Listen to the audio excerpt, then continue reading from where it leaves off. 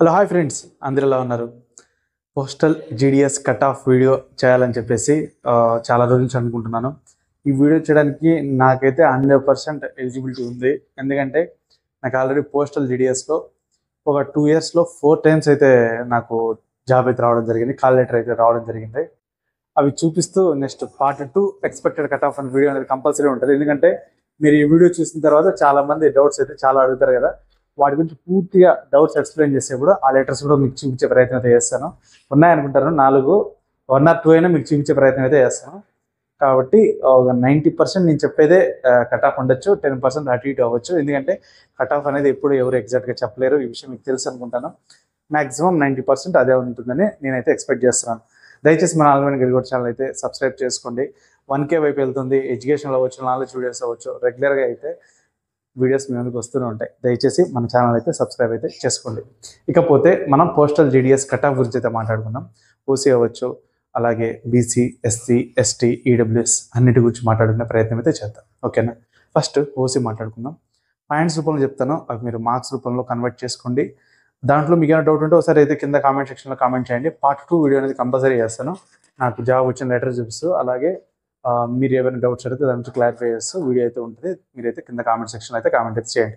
OC 10 points వస్తే తప్ప job రాదు అని అనుకునే వాళ్ళు ఇప్పుడు కొంచెం రియాలిటీలోకి వద్దాం.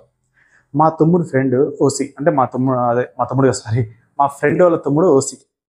వాళ్ళకు వచ్చేసి 10 పాయింట్స్ అప్లై చేసినప్పుడు ఎవరు రాదంటున్నారు, కానీ వాళ్ళకి సెకండ్ కౌన్సిలింగ్లో 9.7 వాళ్ళకి, కానీ జాబ్ వచ్చింది. అంటే మీరు అర్థం చేసుకోవచ్చు, 10 పాయింట్స్ ఉన్న వాళ్ళు అంత ఇంట్రెస్ట్ చూపించట్లేదు. అప్పుడు మారిపోతున్నాయి సిచ్యువేషన్స్. కాబట్టి ఓసీ వచ్చేసి 10 ఉంటే చాలా సేఫ్. 9.7 నుంచి 10 మధ్య ఉంటే ఛాన్సెస్ పెట్టుకోవచ్చు.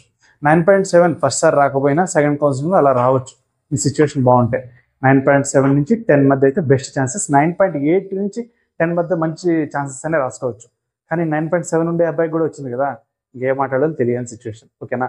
ఇకపోతే బీసీ 9.5 పైన సేఫ్. 9.5 to 10 points. 9.7, 9.8 వస్తే కంపల్సరీ ఛాన్సెస్ ఉంటాయి. 9.10 వస్తే 100% జాబ్ వస్తుంది. 9.5 కన్నా తక్కువ ఉంటే కొన్ని ఆశలు తక్కువే. 9.7, 9.8 అలానే ఉంటుంది దీని సిచ్యువేషన్ కూడా. నెక్స్ట్ ఎస్సీ, ఇది కూడా మీకు 9.3, 9.5 వస్తే జాబ్ వస్తుంది అనుకోవద్దండి. కాంపిటీషన్ చాలా హెవీగా ఉంది. కంపల్సరీ 9.5 నుంచి 9.7 మధ్య ఉంటుంది ఎస్సీ అని అనుకుంటున్నాను. కొన్ని చోట్ల అయితే కాంపిటీషన్ ఎక్కువ ఉన్న చోట అది కూడా 10 పాయింట్స్ అయితే తగులుతుంది. ఇకపోతే ఈడబ్ల్యూఎస్ గురించి అయితే మాట్లాడుకుందాం. ఈడబ్ల్యూఎస్ అనేది 9.8 to 10 సేమ్, తప్పదు. ఇంకా అలా ఉంది కాంపిటీషన్, ఇంకేం చేయలేని పరిస్థితి. ఎక్కడైనా కాంపిటీషన్ తక్కువ ఉన్న చోట ఓ పాయింట్ అలా ఇలా ఉంది. ఓకేనా? నెక్స్ట్ ఎస్టీ వచ్చేసి ఇది కొంచెం అంత ఎంతో సేఫ్ అండి. 9.3 to 9.7 మధ్య ఉన్న కూడా ఆశ పెట్టుకోవచ్చు.